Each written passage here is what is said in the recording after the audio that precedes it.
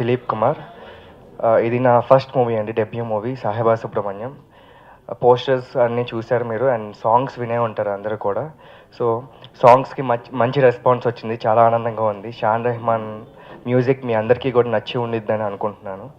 అలాగే ఈ పాటలు లిరిక్స్ వింటే కనుక రాకేంద్ర మౌళి వెన్నెలకంటి గారు అబ్బాయి రాశారు.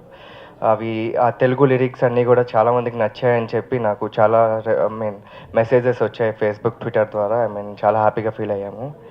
అలాగే ఈ మూవీలో నేను మీరు గమనిస్తే కనుక చాలా మంచి కాస్టింగ్ ఉందండి. రావు రమేష్ గారు, నరేష్ గారు, నాగినీడు గారు, పూర్ణిమ గారు, కాశీ విశ్వనాథ్ గారు, తాగుబోతు రమేష్ గారు.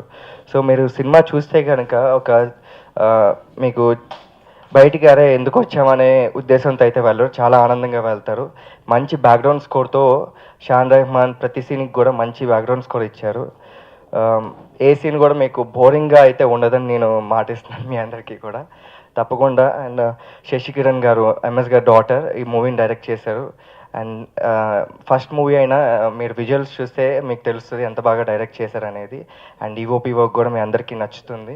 సినిమా రిలీజ్ డేటు అది 13వ తారీఖు డిసెంబర్ 13, 2014 శనివారం మా సినిమాని రిలీజ్ చేయబోతున్నాం. దానికి సంబంధించిన వర్క్ అంతా జరుగుతూ ఉంది. ఆల్మోస్ట్ అన్నీ అయిపోయినాయి. సర్టిఫికెట్ మీ అందరికీ తెలిసే ఉండొచ్చు, already film certificate, clean you certificate వచ్చింది. సినిమాని మేము ప్రేక్షకుల ముందుకు తీసుకొచ్చి అక్కడ నుంచి వారి థియేటర్లు అవి కూడా కన్ఫర్మ్ అయిపోయినాయి, పేపర్లో వస్తూ ఉన్నాయి థియేటర్స్ కూడా. సో శనివారం నుంచి ఈ సినిమా ప్రేక్షకుల ముందుకు రాబోతుంది. అదొకటి చెప్తానికి మెయిన్గా ఈ ప్రెస్ మీట్. రెండోది, ఈ సినిమా గురించి చెప్పాలంటే, ఈ సినిమా మలయాళ చిత్రం రీమేక్ అయినా కానీ మన తెలుగుదనం కంప్లీట్గా ఉండే సినిమా, పూర్తిగా ఉంటుంది తెలుగుదనం ఈ సినిమాలో. పాటలతో సహా అన్నీ తెలుగు పాటలే వినిపిస్తాయి, మీకు తెలుగు మాటే వినిపిస్తుంది. గిన్నిస్ బుక్కి అప్లై చేస్తున్నాను. నా స్నేహితుడు ఒకడు అమెరికా నుంచి ఎంకరేజ్ చేస్తే తద్వారా నేను అప్లై చేస్తున్నాను. త్వరలో అది కూడా వస్తుంది. ఎందుకంటే దిస్ ఇస్ ద రికార్డ్. దీంట్లో పాలిటిక్స్ కానీ వెన్నుపోట్లు కానీ అవి కానీ ఇవి కానీ వర్కౌట్ అవ్వవు. ఎందుకని, ఇది రికార్డు కాబట్టి. అక్కడ నువ్వు యాక్ట్ చేసిన సినిమా పేరు ఉంటుంది, ఆ సంస్థ ఉంటుంది, ఆ క్లిప్పింగ్ ఉంటుంది. దాన్ని మనం కాదనలేంగా. కాబట్టి గిన్నిస్ బుక్ అనేది రికార్డు కాబట్టి, హిస్టరీ కాబట్టి, history cannot be changed. Alexander పుట్టలేదని దెబ్బలాడితే కుదరదు. మనం పుట్టాడు, గొడవలు జరిగినాయి, చచ్చిపోయాడు, తర్వాత ఎంతో కాలం జరిగింది.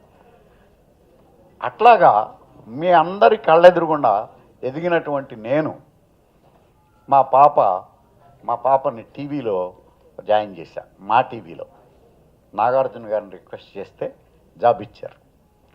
ఆ జాబ్ చేసుకుంటూ బ్రతికేస్తుంది. శాలరీ ఒక 40,000 అట్లా శాలరీ ఉండేది. బ్రతికేస్తుంది. ఇంకా ఓకే, సెటిల్డ్ అని అనుకున్నా. బట్ భగవంతుడు తను డైరెక్టర్ అవ్వాలని రాసిపెట్టాడు. అలా డైరెక్టర్ని చేయటానికి ఆయన్ని లండన్ నుంచి పంపించాడు. లండన్లో ఎక్కడో డాక్టర్గా చేసుకుంటున్నటువంటి నాగేశ్వరరావు గారు, నేను ఒక లేడీ డైరెక్టర్తో సినిమా తీయాలనుకుంటాను, అందుకు మీ అమ్మాయి గారిని సెలెక్ట్ చేసుకున్నామండి, మీరు చేయిస్తారా అని చెప్పేసి ఆ దిలీప్ను డాక్టర్ గారు రామోజీ ఫిల్మ్ సిటీలో అత్తారింటికి దారేది క్లైమాక్స్ షూటింగ్లో నా దగ్గరికి వచ్చారు.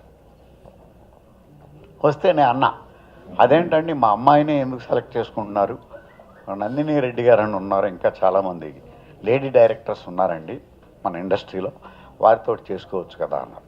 కాదండి, కొత్తవారైతే దాన్ని ప్రాణం పెట్టి, అంటే పాతవారు తీరని కాదు, కొత్త వాళ్ళకు ఉండేటటువంటి ఆ యాంగ్జైటీ, ఆ పట్టుదల ఉంటుందని చెప్పేసి మేము ప్రిఫర్ చేస్తున్నామండి, మీరు ఏంటన్నారు.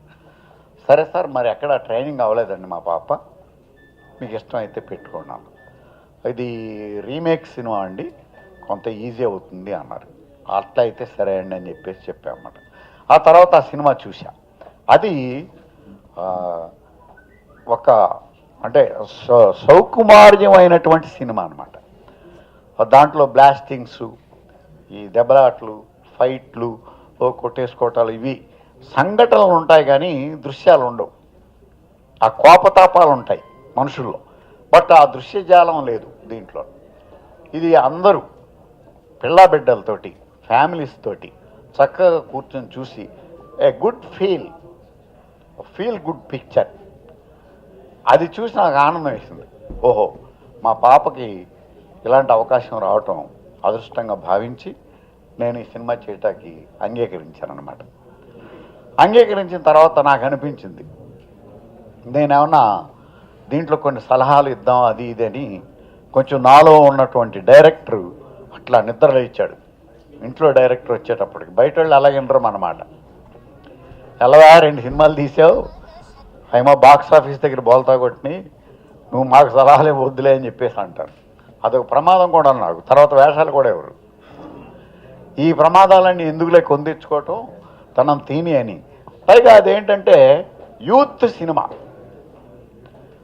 మనం ఎంత కాదనుకున్నా కొంచెం సీనియర్ ఆర్టిస్టులు సీనియర్స్ ఎంత కాదనుకున్నా వాళ్ళ జీవితంలో వర్కౌట్ అయినటువంటి ఆ ఏజ్తో కూడినటువంటి చిన్న చాదస్తం ఎక్కడో 1% మన బ్రెయిన్లో తెలియకుండానే ఉంటుంది దాక్కుని మనకి.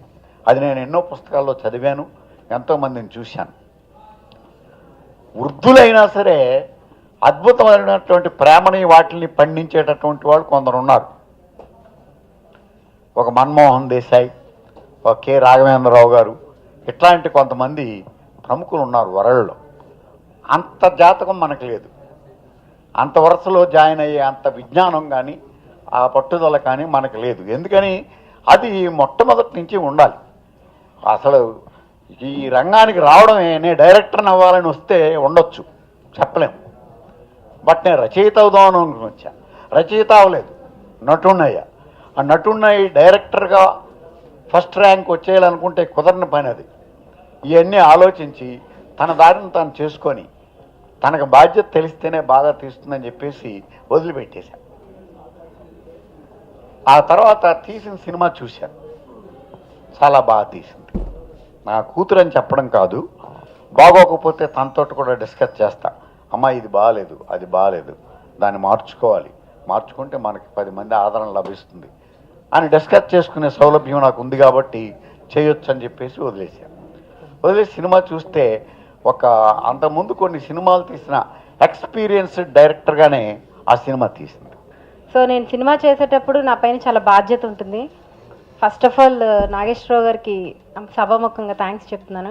నాకంటూ ఒక గుర్తింపు ఇచ్చారు. అంటే జనరల్లీ ఒక పెద్ద ఆల్రెడీ పేరు తెచ్చుకున్న వాళ్ళ ఇంట్లో పుట్టిన వాళ్ళకి చాలా స్ట్రగుల్ ఉంటుంది. మాకంటూ ఒక ఐడెంటిటీ క్రియేట్ చేసుకోవడం చాలా కష్టమైన పని. Being a girl I'm always interested to do a film. అంటే డైరెక్షన్ అంటే ఇన్హరెంట్గా ఇంట్రెస్ట్ ఉంది, కానీ నేను ఎప్పుడు నాన్నగారితో కూడా చెప్పలేదు. నాకుండే స్ట్రగుల్స్, నాకుండే ఫ్యామిలీ ప్రాబ్లమ్స్ ఇవన్నీ నేను వాటిలో పడి నేను ఇంకా జాబ్ చేసుకుంటూ ఉన్నాను. సార్ వచ్చారు, అది నేను ఎక్స్పెక్ట్ చేయలేదు. వచ్చిన తర్వాత ఇంక అప్పటి నుంచి స్టార్ట్ అయింది I have to do this film అని. సో ఒకటే అనుకున్నా, ఈ ఫిలిం చేస్తే నన్ను నమ్మి వచ్చిన ప్రొడ్యూసర్ గారు కానీ నా నాన్నగారి పేరు కానీ చెడగొట్టకుండా తీయాలి, అంతవరకు చేస్తే చాలు. నాకు వర్క్ వచ్చా నేను తర్వాత అద్భుతమైన సినిమాలు తీస్తానా లేదా ఇట్ డజంట్ మ్యాటర్, మంచి వర్క్ చేయాలి, చేసినంత వరకు అనేది మనసులో పెట్టుకుని చేశాను. ఇది అద్భుతమైన సినిమా అని నేను చెప్పను, కానీ వచ్చిన వాళ్ళకి నిరాశ మాత్రం కలిగించాం. చాలా అంటే విజువల్స్ కానీ సాంగ్స్ కానీ ప్రతిదీ సినిమాలో బ్లెండ్ అయి ఉంటాయి. సో సినిమా అంటే మనం ఏం కోరుకుంటాం, రకరకాల జానర్స్ ఉంటాయి. ఇది ఒక సాఫ్ట్ నేచర్ జానర్. నాకు అన్ని జానర్స్ ఇష్టమే, యాజ్ అన్ ఆడియన్ ఏదైనా తీయడానికి ఇష్టపడతాం.